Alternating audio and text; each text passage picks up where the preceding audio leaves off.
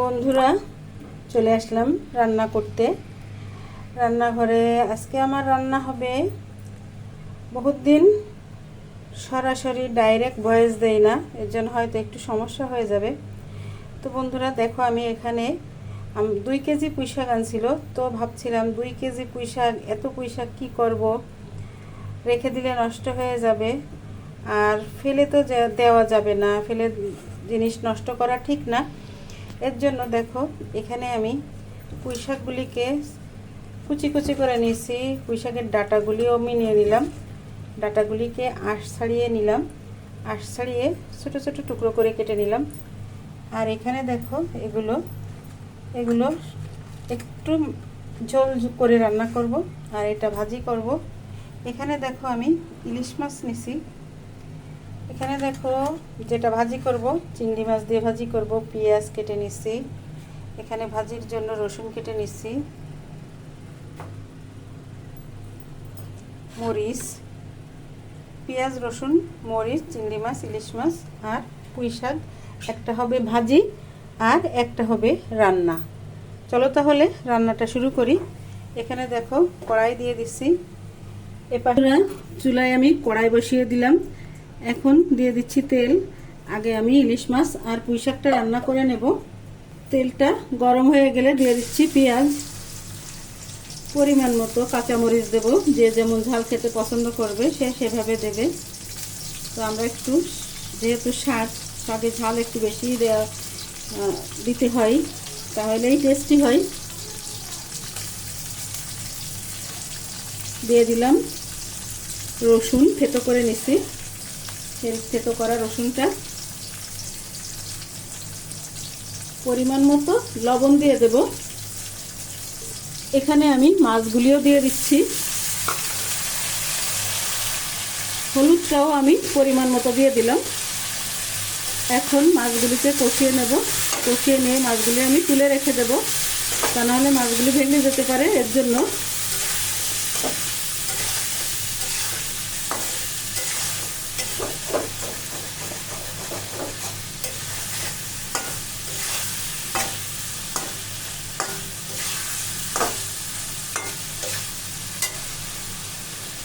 সামান্য একটু পানি দিয়ে দেব, মাছগুলি যাতে নিচে লেগে না যায়।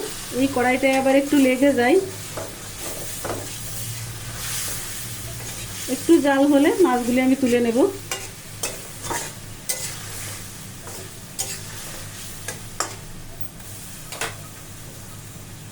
আরো সামান্য একটু পানি দেই। বন্ধুরা, এখন আমি মাছগুলো তুলে নেব।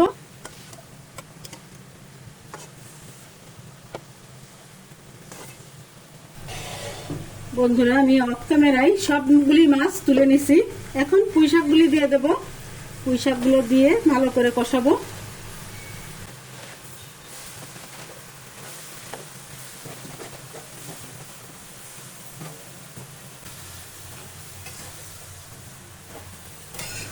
দেখো, আমি নেড়ে চেড়ে সুন্দর করে এখন কষিয়ে নেব।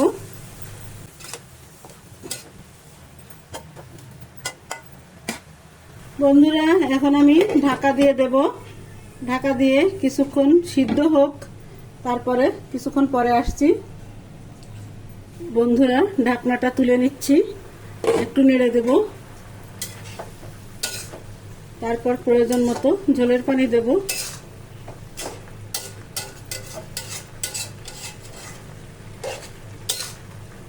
দেখো কতটা কমে গেছে শাকটা, আরো কমে যাবে।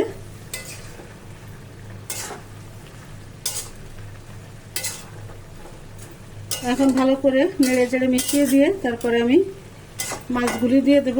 তারপর একটু ঝোলের পানি দেব, দিয়ে ঢেকে রেখে যাব।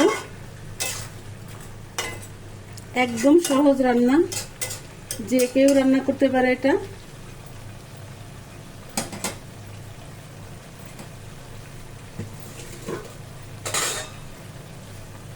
মাছগুলি দিয়ে দিলাম।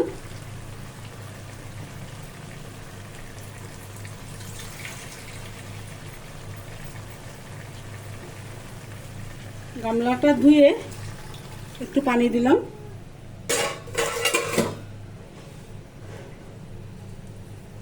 মাছগুলি একটু সাজিয়ে দেব, দিয়ে ঢাকা দিয়ে রেখে যাব। হয়তো আমার ভয়েসটা একটু কম হতে পারে, আস্তে শোনা যাবে হয়তো।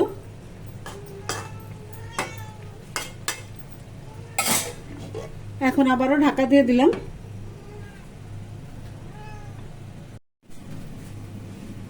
বন্ধুরা, ঢাকনাটা খুলে দেখে নিই লবণ ঠিকঠাক হলো কিনা, আর শাকটা সিদ্ধ হলো কিনা। আরো একটু জাল লাগবে।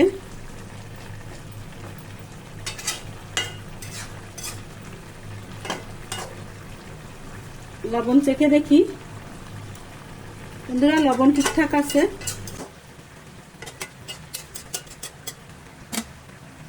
আবারও কিছুক্ষণের জন্য ঢাকা দেব।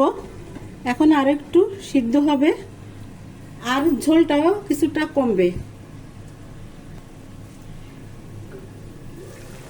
বন্ধুরা, আমার ইলিশ মাছ আর পুঁই শাক রান্নাটা কিন্তু কমপ্লিট। এখন আমি এটাকে ঢেকে রেখে দেব, চুলাটা বন্ধ করে দেব, আর শাক ভাজিটা চড়িয়ে দেব। বন্ধুরা, এবার আমি শাক ভাজিটা বসাবো। চুলায় আর একটা কড়াই দিয়ে দিলাম, আর শাকটা এখন আমি সিদ্ধ করে নেব। দেখো, আমি শাকগুলি দিয়ে দিলাম।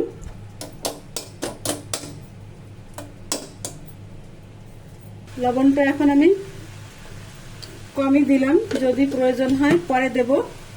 আর এখানে আমি কাঁচামরিচটাও দিয়ে দিলাম, আর দেব হলুদের গুঁড়া। এখন আমি ঢাকা দিয়ে দেব। একটু সিদ্ধ হওয়া পর্যন্ত অপেক্ষা করব। সিদ্ধ হলে তারপর আমি নেড়ে দেব। বন্ধুরা, এখন আমি একটু নেড়ে দেব। অনেকটাই কমে গেছে। এখন যদি নাড়া না দিয়ে দিই তাহলে নিচে লেগে যাবে, পুড়ে যাবে। পুড়ে গেলে ফ্লেভারটা ভালো লাগবে না, একটা বাজে গন্ধ আসবে। দেখো কতটা শাক কমে কতটা হয়ে গেছে, একদমই কমে গেছে। আবারও আমি ঢাকা দিয়ে রাখবো।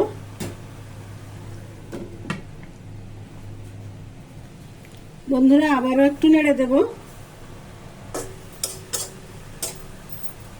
আবারও আমি ঢেকে দিলাম। বন্ধুরা দেখো, আমি যে চিংড়ি মাছটা শাকের ভিতরে দিতে চাইছিলাম, চিংড়ি মাছটাকে আমি অন্য চুলাতে সিদ্ধ করে নিছি। এখন আমি এই শাকের ভিতরে দিয়ে দেব।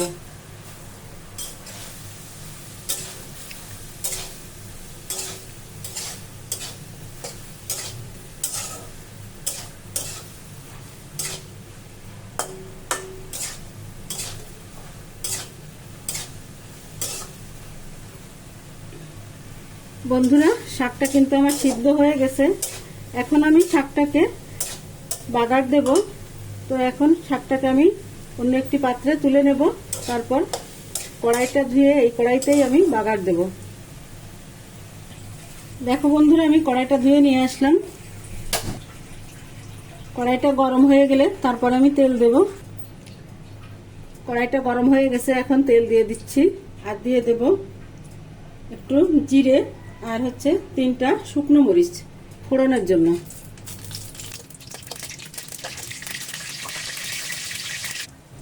ফোড়নটা আমার রেডি। এখন আমি দিয়ে দেব রসুন কুচি আর পেঁয়াজ কুচি। শুকনো মরিচ 3টা তুলে রাখি।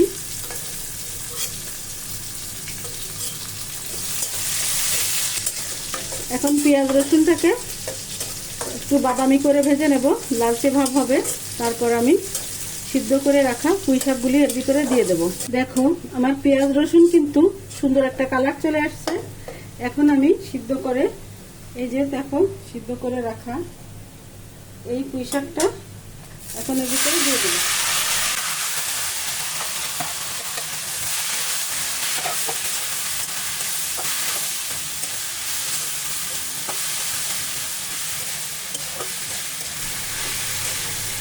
বন্ধুরা, এই ভাজিটা কিন্তু রুটি, ভাত, রুটি সবটার সাথেই ভালো লাগবে খেতে। তোমরা একবার হলেও এভাবে ভাজি করে খেয়ে দেখো।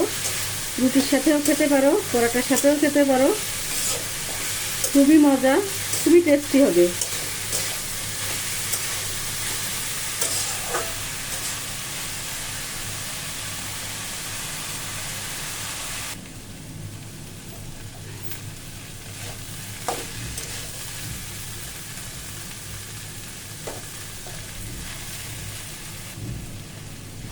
বন্ধুরা, হয়ে গেল আমার পুঁইশাক ভাজি। এখন আমি তুলে নেব।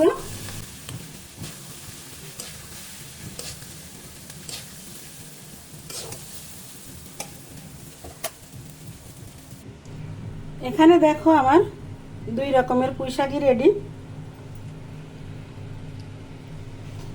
আমার পুঁইশাক ইলিশ মাছের রেসিপিটার ফাইনাল লুক। আর এখানে আছে পুঁইশাক ভাজি।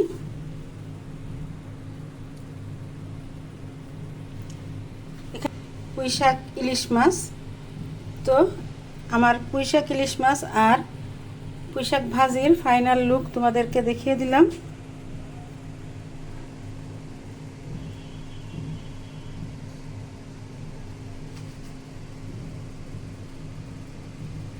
কেমন লাগলো দুটো রেসিপি কমেন্টের মাধ্যমে জানাবে। ভালো লাগলে লাইক কমেন্ট শেয়ার করে দেবে। আজকের মতো বিদায় নিচ্ছি। সবাই সুস্থ থেকো, ভালো থেকো। আল্লাহ হাফেজ। আসসালামু আলাইকুম।